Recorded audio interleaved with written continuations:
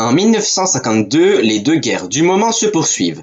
La guerre d'Indochine, les Français lancèrent plusieurs offensives visant à écraser la résistance du Viet Minh, mais sans trop de succès. Et la guerre de Corée, les forces communistes et de l'ONU sont au même point, vers le ligne de démarcation actuelle des deux Corées. En 1952 commence la révolte des Mau Mau.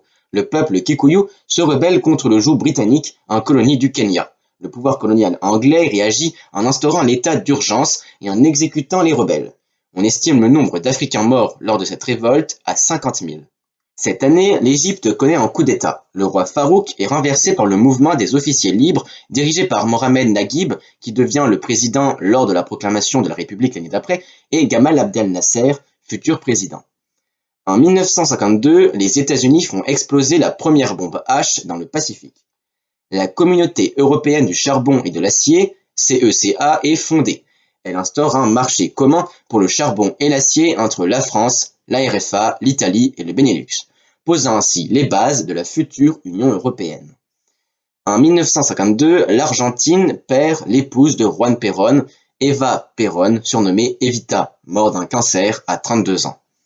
Autre décès cette année-là, celle de George VI, le roi du Royaume-Uni. Sa fille le remplace à la tête du pays.